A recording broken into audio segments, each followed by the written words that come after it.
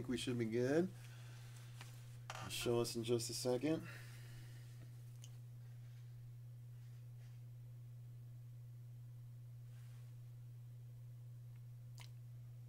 Alright, cool. So, hey everyone, welcome to the horror... Wait, let me try again. I was going to say, this happens everyone. all too often. I'm Cecil Laird. I'm Jaime Fuego. And this is your horror show news With booze, once a.k.a. again. spirituous beverages of sorts. We hope you are joining us with one of your own as we talk the best horror news of the week, peeps. What up? Exactly. We got some slow people to jump in today, but Oh, no. that's But all right. We are doing it a little earlier than normal. We still have... We're donuts for watchers. Where are you guys? Please. I know What's going on? there's I no miss more you Walking guys. Dead. There's well, maybe you're watching Sunday Night Football. I don't know. Who gives a shit? Sunday about Night Football. Nah. Nah. Yeah. Hang on, let's see. I like real football, as in. Let's make sure. They call it soccer here in the United States. I've never been able to figure that out. Why? It's kind of weird. Let's see. Oh, there we go. Today, but Oh no! Make yep, it public. All right, we're there. Yeah, it's public. We have two people now. Wow. Okay, that's better than none. All right. Yes, yes. So, Fuego, I think the first thing that warrants jumping into relates to... It's like a deep discussion kind of topic. It Because is. everyone's It's been talking not- about it all week. It's not necessarily horror specific, although it does include a lot of horror properties. But guys, in case you didn't know, Disney bought a lot of 20th Century Fox. Pretty much all of their IPs. Right, Essentially. for about $54 billion. Crazy, right? That's a shitload of money, Mr. Mouse. Yeah, indeed. Here, back up a little bit so Okay. you can get more on camera here. Yeah. I can't get any further over, so yeah, you gotta back up to get closer. Am I? Anyway, this is it. There's a lot of cool possibilities about it. There is, but I'm just worried about just the Disneyfication of these properties is what bums me out. That's what I'm the most apprehensive about. You know, it's nice to see so much under one banner now, especially with the comic book properties and stuff like that, but I honestly am thinking the same as like I saw in Bloody Discussing this week. They're like, what does this mean for the Alien and Predator franchises both being under 20th Century Fox? And I mean, shit, distribution of the Highlander property, for instance, you know, that's another Fox one. And so these are things that have just kind of gone on and been, you know, I don't know, just nasty and violent when they wanted to be. And I don't know. I have very mixed feelings about this acquisition. Are you excited about it? Do you think it could inject new life?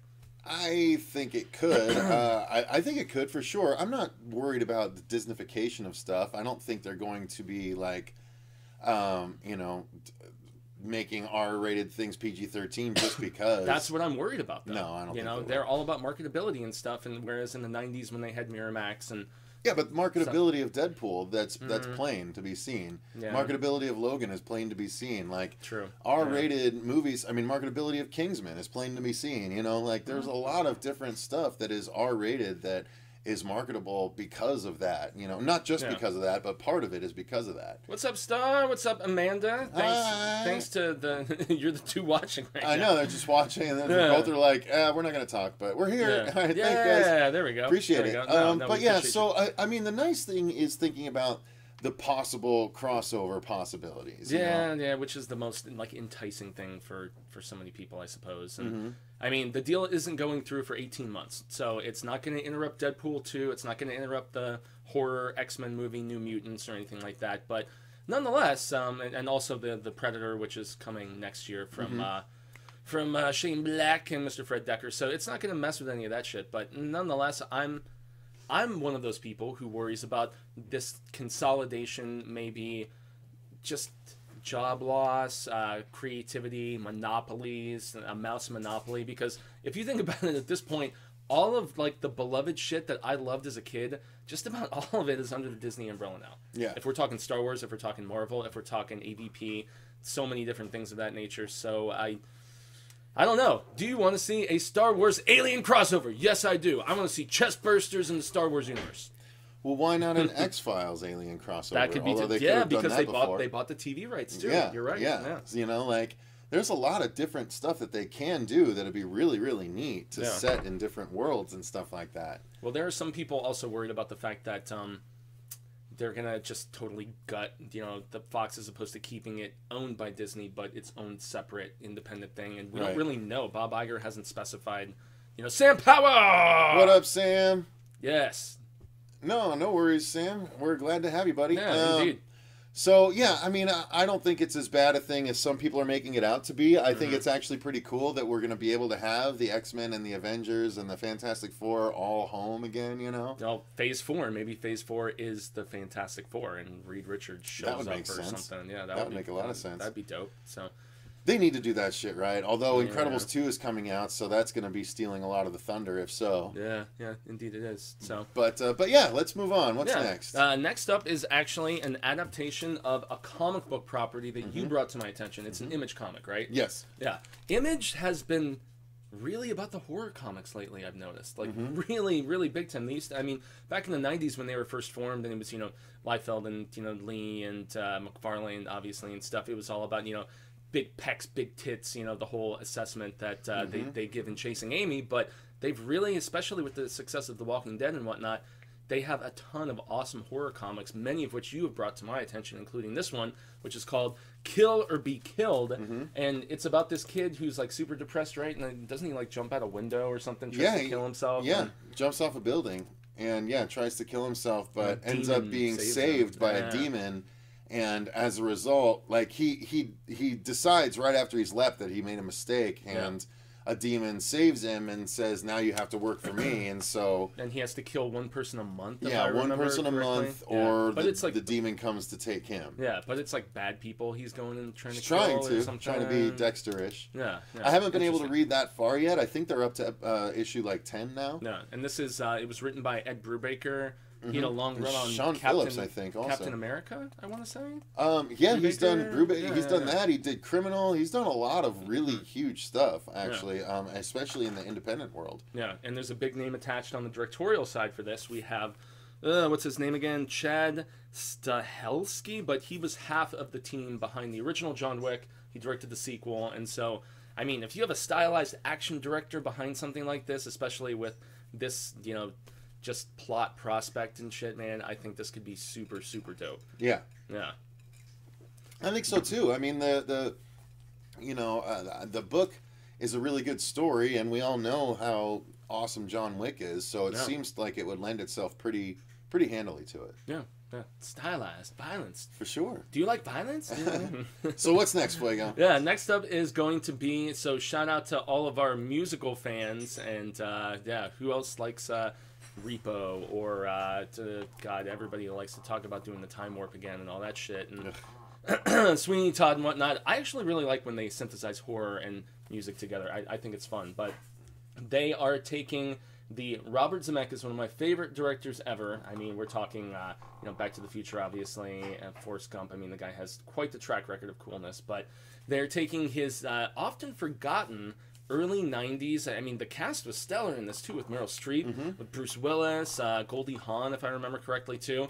And it was like a very darkly comedic, almost like zombie. It was almost like a zombie comedy kind of thing. And Death Becomes Her is apparently being adapted for Broadway. So it's going to be hitting the stage, and then they're talking about, potentially doing a, nationwide and perhaps international tour of sorts. I think that this, I mean, it's fantastic enough where I feel like it can lend itself properly to stage. What do you think, man? Yeah, I imagine so. I mean, definitely the two lead characters being two females, obviously. Yeah. And yeah, why not? What the heck? I mean, I'm glad that it's still popular enough in a cult sense that it warrants this, although I don't know that I agree with that sentiment. Really? So are you not a fan of the film? No, I'm the fan of the film. I just don't know that of all of the movies out there, that's the one that deserves a musical. But all right, why not? Well, it does seem to lend itself. Name something immediately that should be considered instead. Hocus Pocus. Yeah. Boom.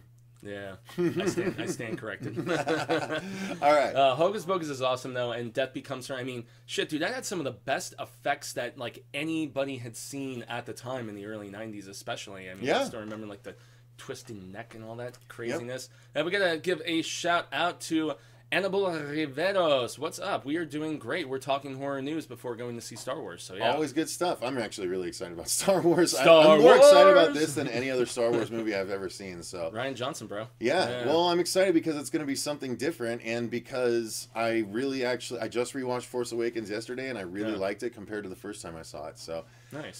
So yeah, let's move on to the next story though, which is all about the fact that a Jurassic World prequel novel is apparently coming to explore the past of Claire, played by Bryce Dallas Howard in the films. Yes, indeed. And I actually, some people were a little critical of her performance, claimed it was one-dimensional. I don't believe that. I actually really enjoyed both of the leads, and I liked their weird kind of fractured chemistry of sorts and stuff. And so they're going to flesh out her character and everything before she was working at the park.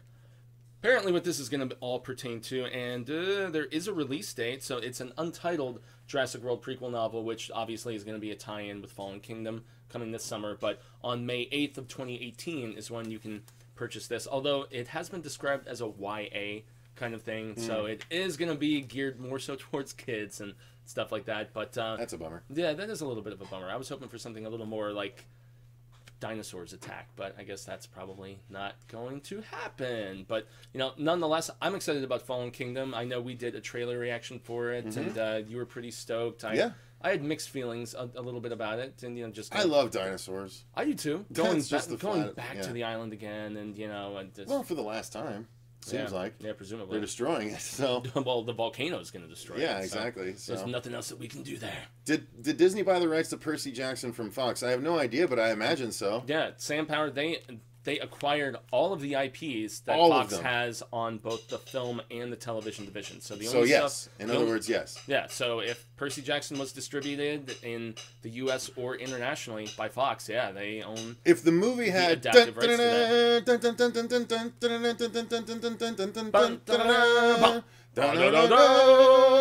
Stop. Copyright. No, but if it had that in front of it, Disney now owns it. Doesn't matter what it was. Crazy, if that was in front of it, Disney owns it now. So there you go. And how? Yeah, moving on. I'm okay with the Jurassic World novel. I won't read it if it's a young adult novel like that. But well, I mean, wasn't the Five Nights at Freddy's? All right, I knew you were gonna. Yes, I knew that would come up. But all right, well, maybe I would read it. Maybe I won't. Especially as much as I barely read the Jurassic Park books to begin with. Really, those books are tremendous. I read the first one. I don't know. I did read the second one too. Yes. That's right. Oh, they're both fantastic. Yeah. And then he wrote another one with a cover that looks like it belongs in the series, but it doesn't. It was actually the one that they released posthumously after he passed away. Yeah, really lame. Yeah. Go ahead. So, Annabelle Rivero says, I hope Alien stays R-rated. Yeah, that's actually something that people have really been discussing and curious about, because Disney doesn't just not make R-rated movies, guys. I mean... Name a Disney feature that is R-rated. No, I'm worried about the Disneyfication of this stuff and how much it could... But, I have to give Disney credit. Such a misplaced concern. You think so? 100%. Yeah, I'm in the camp, though, of just apprehension. I'm not going to say it's worry, but, there's just a little bit of, consternation maybe, and just, I don't fucking know. Bottom line, I want to see when Ridley Scott, because he claims he's making this third Alien film, like we talked about on the news last week. He's like, oh no, I'm making another one. It's definitely happening. He's on... With way less aliens. Yeah, he can't decide what he wants to do. I do always say, though, maybe 10 years ago, people were often saying, yeah, I hate Disney, blah, blah, blah, blah, blah. But especially after the Marvel acquisition, the Star Wars acquisition, I have to give them credit for, personally, I think they give the best tools to the most brilliant minds a lot of the time. Yeah. And so it does allow for innovation, but I do feel like there is some constraints within that innovation that you have to adhere to. That's at least my thinking. I'm not worried about it, though. I'm just not worried about it. Not in that way. Disney is smarter than to think they can just change all of that. I mean, there should be, again, I keep saying, there should be a Disney After Dark division. Yeah. Where it just handles all of the darker material. That's why I hope, Fox isn't, just immersed into Disney. They keep it as its own kind of, separate studio under their umbrella, as opposed to, there's no... I mean... That's maybe the most iconic film, opening ever for any studio, at least personally for me. The drum roll, the bump, like we were doing just a little while ago.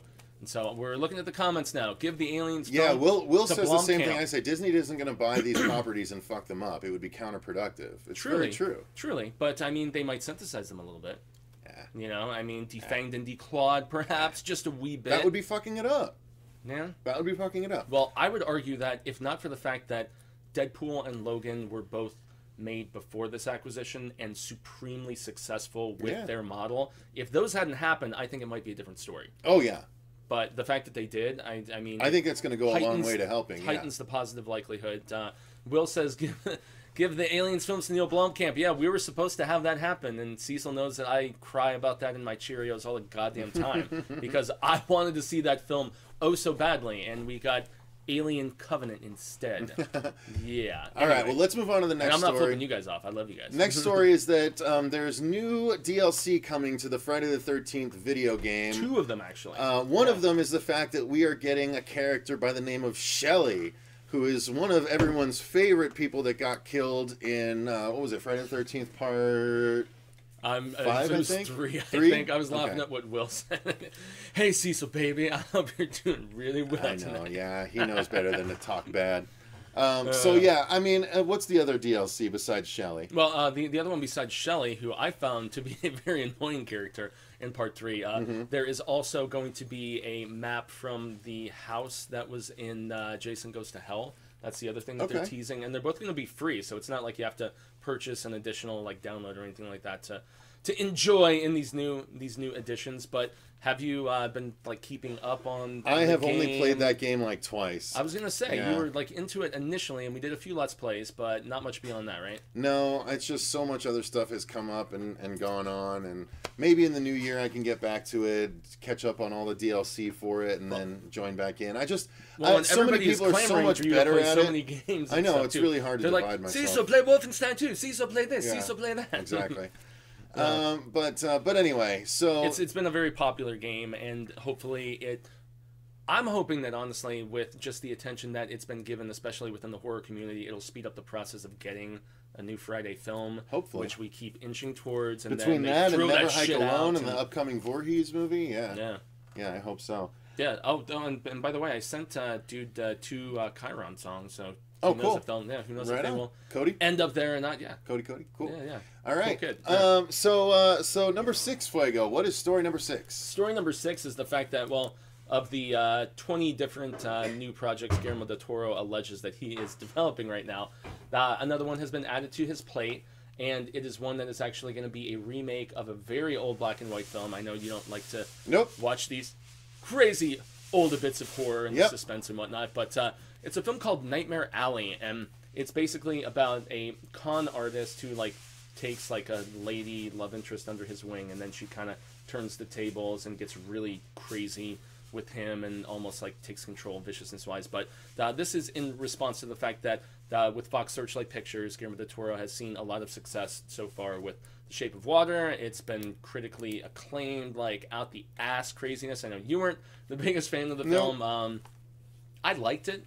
I didn't love it. It was a little weird for my taste, but he obviously seems like he's found a home with Fox Searchlight, and the fact that they're just going to let him, do his thing, I think is pretty cool. But I'm still sad he's not making the Justice League Dark film anymore. It's been passed off to somebody else. Jerks Productions. What up, guys? Oh, Better what up, late than Good never. to see you, man. What up, Brandon? Yeah, I don't really. I mean, I'll watch anything Guillermo does, even though I've been disappointed by the last 2 things he's done. Oh, yeah, because you didn't like Crimson Peak either. No, Crimson Peak was horrible. Well, you see, I felt like Crimson Peak and The Shape of Water were on a similar stylistic level, where they were very pretty to look at. Yeah. And the performances were pretty damn good, I am not actually. a fan of style over substance, though. But the scripts and just the simplicity of them, I mean, that's the one thing that I will definitely say I didn't like as much about The Shape of Water. Was the simplicity of the storytelling. And, I mean, it was good. All the actors were great in it, fantastic performances and whatnot, but it was kind of all the expected, everything that... those ties kick some serious butt. Yeah, they do. With a single T instead. What up, old fart? Good evening, old fart. Mauricio, yes. Hello. It's so funny Chadwick, how, as hello. we're like rounding out the stories, is when everybody is going on. Well, the game might have ended or something. Yes. Football. Throwy football. Yeah, Anibal says the original Nightmare Alley is very good. Not excellent, but pretty cool. Yeah. Actor Matt is here. Sebastian Weber is here. Nice ties. Thank you very much. What up? Yeah, so I don't know. Like I said, Guillermo I'll watch, but I don't hold out hope of everything being amazing anymore.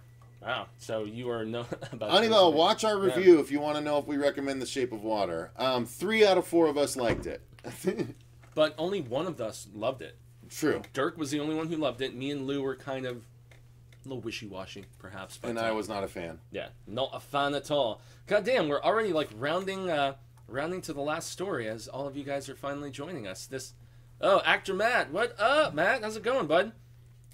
So the last story, Fuego, is what? The last story is actually a Mike Flanagan film that was made that's the one where the kid is and dreams up stuff that comes to life. Stuff and it manifests itself. I never did get to watch that. I've been wanting to watch that because it never found a release, at least here in the United States. So it was filmed in 2013. It was originally supposed to be distributed in 2015, and then it just sat on the shelf. Brittany said she saw it and she's giving it a big okay because it was. I know it's been it on like Kodi. It's been on Kodi for a while. Okay, yeah, because it's been available internationally. So that was a good one you said. Yeah, it has Kate. That's by the same guy that did Hush and yes. What was the one he did this year? No, he did Ouija Origin of Evil. Yeah, he did Gerald's Game. Mike fucking Flanagan, dude, is a hell of a director. Yeah, that guy is legit. He knows what's up. He is very talented, and so yeah, the fact that U.S. audiences like ourselves can finally see it with legitimate means on January 5th. Actually, it's going to be available streaming on Netflix. So after the success of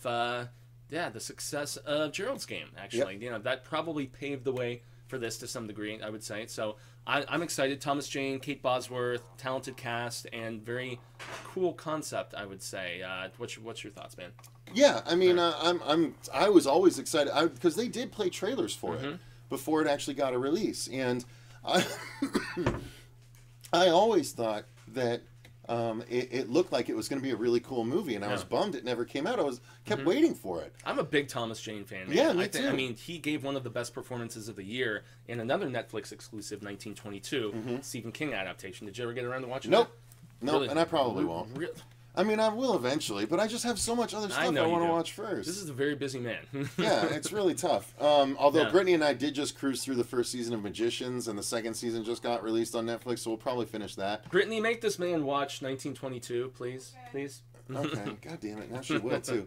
All right, but yeah, no, there's a lot. I actually want to watch the second season of Slasher. That looks fun because that's now anthological. So the second season has nothing to do with the first. Can't wait to hear your Star Wars review. Star Wars isn't horror, but Cecil and I have. Yeah, we're definitely going to be doing that review later on. Yeah, normally that would have been an Infuegotainment review, but Infuegotainment is in the state of limbo at the moment, and plus I got to say, 16,000 viewers versus We're going to be seeing an less 840. Yeah. An 840. Yeah, that was the one we decided on. Oh yeah, that's right. 730. The 840. Yeah, the 730 we wouldn't be able to make in time, really.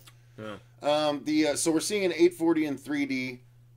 Because we'd have to be there in like 15 minutes to get seats to the 7:30. Yeah, that's true. So this is a film that's expected to just demolish at the box office, like second biggest opening ever. Made $45 million just on the Thursday preview screenings. Did it God really? damn. Jesus. All right. Well, we can't talk about it for too long, or spoiler people will start jumping in. Yeah, so. I was gonna say Brandon says, although you guys are not fans, but for horror news, yeah, I was gonna mention that, but since I haven't watched the show and I know Cecil's not the biggest fan, I didn't necessarily think it was that crucial. Well, there you go. We'll just say it. Jerks points out that Z Nation has been renewed for season 5. I still hear from a lot of people that it's horrible. The first episode was horrible. Whereas The Walking Dead has waned in quality. Everybody says that Z Nation has really improved. Well, it had nowhere to go over but the up. course of the show. Yeah, that's the thing. But yeah, so thank you guys very much for watching. Until next time. One of the shortest news segments ever. It's pretty short today. But like I said, we gotta have dinner, and I want to try and squeeze out a reaction or two. I think so. Yeah. Before we go, but thank you guys very much for watching, and even if you're joining a little late, we will be back later. Again, it's 8:40 the screening. You said it's like a 2.5-hour movie. 2.5 hours plus previews. We're talking 3 hours. So yeah, probably about 11:30 we'll be done. We'll be back here and we'll jump on about. That's a late night. Oh, that's a late night. All I right, know, especially with early work for both of us. Well, we've already told everyone we were going to do it. Yeah, we're held to it now. We're held to it, guys. All right, so we'll be back. It'll be kind of late. But who knows? Maybe we'll be pumped to talk about it. Yeah, maybe. Hopefully. All right, guys. Well, thanks very much for watching. Until next time, I've been Cecil Laird. Gracias, I've been Jaime and Fuego. And remember, stay scared. Motherfuckers. Bye.